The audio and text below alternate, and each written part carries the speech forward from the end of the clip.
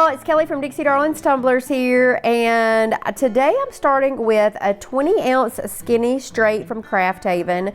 Y'all know this is one of my favorite sizes and shapes to vinyl wrap. And I'm just taking my ruler here and I'm marking off the halfway mark. So I'm gonna do a split cup with a couple of patterns. One of these was from the mystery box from the Vinyl Cottage that I'm gonna use, and I will list all the products that I use today in the description box below. So I'll link those, and then I'll also include some discount codes for y'all. So I'm just marking off halfway mark here because this is going to be just a true 50-50 split. And then I'm going to take this handy dandy little tool, which I have to say I'm not sure where this is from. One of my sweet Facebook group members, Miss Tina, sent me some little tools in the mail. And this is a cool little thing that you can turn it sideways or long ways. And instead of, like, I've seen people stack up Legos, this just holds your pen in place, and so I can turn the cup and it creates a straight line. So I'll try to find out for you guys. I know that I showed them in my Facebook Live one night, and several people said that you can cut them with a 3D printer. So I'll have to find out for you guys for sure, and then I'll try to link it as well in the description box below. Excuse me, y'all. I am still fighting a little bit of a cold. But I am doing a split cup. This is from the infamous Miss Jessica Flynn of Flynn Sisters Boutique, who started the split cups like this. And I'm going to take two vinyls to do this. This is actually Brushstrokes 07. And if you've seen me wrap cups with a similar pattern to this, you know that I love to take a pattern like this. It's a brush stroke and turn it horizontal and actually lay some glitter on top of it. So instead of the glitter looking like it's the vinyl looking like there's going to be glitter, I'm actually going to layer glitter in there. And then April had this cute Highland Cow vinyl in her mystery box this time. And so I knew that I wanted to use that where you could actually see the Highland Cows, because I think they're so freaking precious. And then also add some glitter to the bottom. So you see I've just cut this to size. I've left a little bit of overlap because I'm going to do the bottom. And you can see even though I'm going to lay glitter over this, I am trying to actually get it to where it'll kind of flow from one color into the next. So once I've got that established, I just cut off that little area that I'm going to trim off. Excuse me, y'all. And then I'm going to press that down and then let the pressure of me applying the vinyl to the cup take the backing off at the same time. So I'm never actually going to take the backing off the entire piece. I'm just going to take that off as I'm working my way around the cup. And then, excuse me, y'all.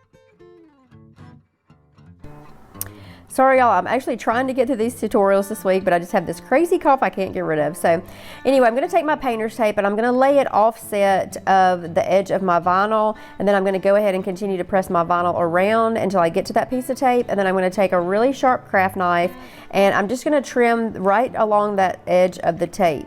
So it makes a really good mark, a really good line where I can just press my craft knife against the tape and it'll give me a straight line. So I'm going to do that, and then I'm going to trim off this excess, and then I'm going to pull the rest of the vinyl around the bottom. I'm going to trim this down a little bit because it was a little bit long.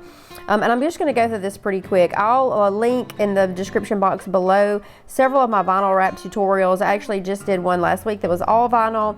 That I went a little more in depth, because if you guys have seen me do this once, you've seen me do it lots of times, I'm sure, but I did just want to more get into the laying the glitter over the vinyl and then just the basic design of the cup. This is another like kind of quick, fun Christmas design that you guys could get done and get out really quick.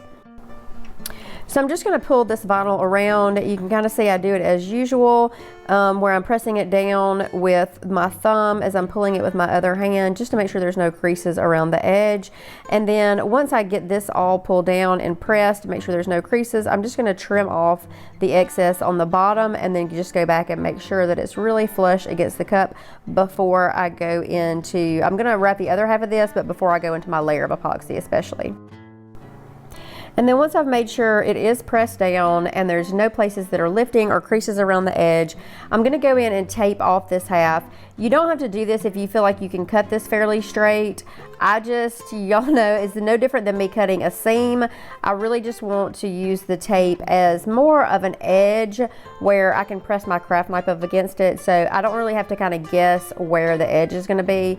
This painter's tape, especially on top of a piece of vinyl already, it protects my piece of vinyl, but then it also gives me a lifted edge here where I can just press my craft knife on and cut the vinyl really easily.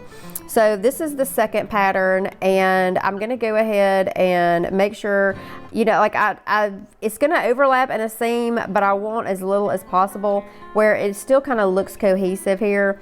So I usually just try to play around with it until I figure out what's gonna be in my mind is the path of least resistance here. So yes, I'm gonna have a seam, but what creates a seam that looks as less like is just kind of Mod Podge together. So anyway, once I've gotten that squared away, and if I have to trim off one edge or the other, I'll do that sometimes. I'm gonna trim off this little piece here, I'm gonna press that down, and then I'm gonna go ahead and press my vinyl around the remainder of the cup.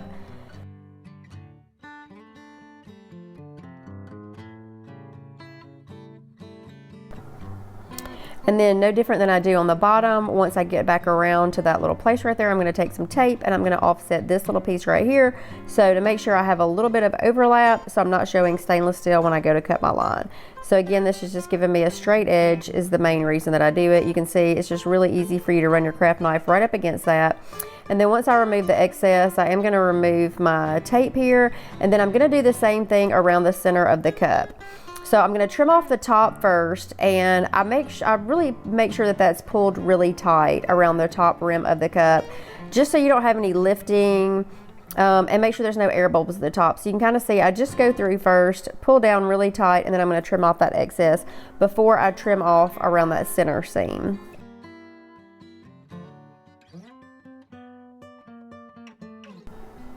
And then once I've got the top trimmed off, I'm gonna go through here and right where that tape is, you can see it gives me the perfect little guide, and I can just run my craft knife right up against that tape and trim off the excess here.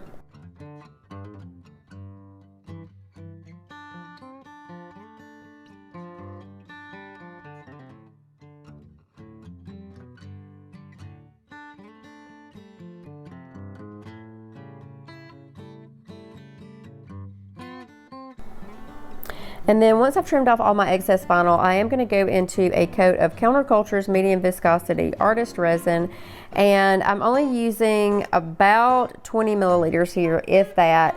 I'm gonna do a very thin coat because I wanna go ahead and add some glitter into this layer. So I'm not doing it quite like the epoxy method because I do have a little bit of chunky glitter that's gonna go on here, but I'm not adding as much as I would normally add to like a regular coat of epoxy. So then I am going to use my torch to pop any bubbles really quick, and then I let it sit for just 5 or 10 minutes, and then I'm going to go in with Peachy Olive Glitter's Death Star. So wherever there were areas that looked like they were black glitter, I'm actually going to go in and layer glitter on top of that.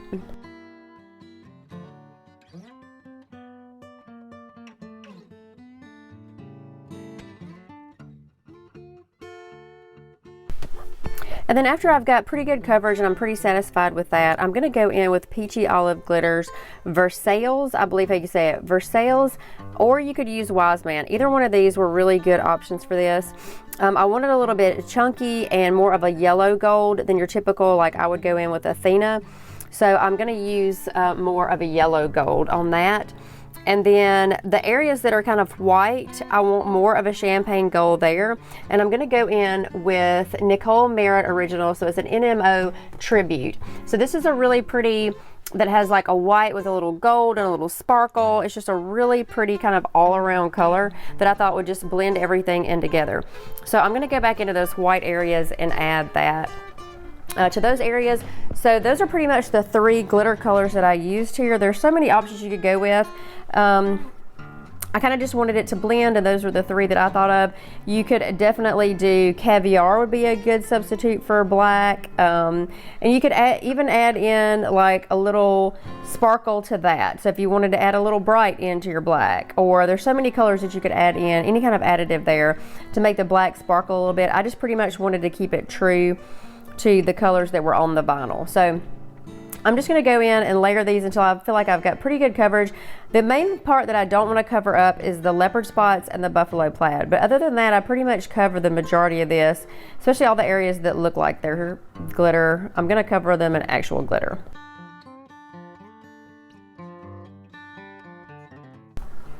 And then after I've got pretty good coverage, I'm going to let this coat dry for about 4 hours, and then I'm going to go back in with another layer. Most of this glitter did not move. If it did, you can see there's times where I will kind of like just pick off a little piece. The black tends to spread a little bit worse for whatever reason, I guess on a light colored cup. But I didn't feel the need to seal any of this. It was pretty good, but you can see I'm trying to cover the bottom first, and then I'll go in to spread to the vinyl part at the top later, just so if there is any loose glitter, it'll kind of stay around the bottom of the cup. It's kind of how I tend to do it. And I'm using Counterculture's medium viscosity artist resin again here, and this time I'm going to use about 25 milliliters. And then I'm going to let this coat dry for about 8 hours before I go in, and I'm going to add a little thin strip of gold holographic vinyl here. This is Spectrum. I believe it's Starcraft Spectrum Gold. It's a holographic, and it is from the Vinyl Cottage. I will link it in the description box below. And since there was no glitter at the top, I'm going to go ahead and add my decal. And here I'm just going to offset a black and the same holographic Spectrum Gold vinyl as well. And I'm not doing a true offset. This is just a file I purchased on Etsy, and I kind of just print it off twice. So this is kind of a cheat way that I do an offset. If you don't want to go into Inkscape or in Design Space, you don't want to create a true offset, I tend to just print it off in 2 different colors, and if you do a darker color or lighter color, whichever way you want to do it, and then I'm just going to lay this one right beside it. So it still provides the contrast of the backing, but you're still going to see the front, but you don't have a true offset, if that makes sense. So this is kind of like my little cheat offset method. And then you can see I've measured it for the size of the top here, and then I've created the exact same one. I just literally printed it off twice, once in black and once in the holographic. So I've gotten my black laid down there. So now I'm just going to go try to figure out exactly where I want the gold. So you can see the gold, but then the black provides enough contrast where you can read the words as well. Then I'm going to go ahead and apply my second layer. There wasn't a lot of depth here, so I wasn't worried about the line showing through, but you definitely could do your black, then do a layer of epoxy, and then do your gold. I didn't really feel like it warranted it, but you definitely could do that to prevent any seams showing through from where one's laying on top of the other. And sometimes I do that. So sometimes I will do like the black layer first, then do a layer of epoxy, and then the gold over it. But this one, I didn't feel like it really warranted that. So after I've applied this, I'm going to go in with a layer of Quick Coat next from Counterculture. And I'm just applying it right around the seam and the decal. I do spread it out because I don't want it to be lumpy on the cup or anything, but I'm going to apply that, and then I wait about an hour for it to dry. It probably didn't take that long, but I'm going to go in with another 25 milliliters, excuse me, of Counterculture's medium viscosity artist resin. So obviously, y'all know, as usual, I've mixed up more because I'm doing several cups here, but I do use about 25 milliliters on this cup. So once my layer of Counterculture Quick Coat dried, and you could use polyacrylic, when I have holographic or any kind of chrome vinyl like that, especially when there's one little strip of it like that, I do not want it to lift once I apply my epoxy. So I like to put Counterculture's Quick Coat on there. That's one of my favorite products, and this is definitely the perfect use for it. So then I'm gonna let that dry, and then I do go into my layer of epoxy here.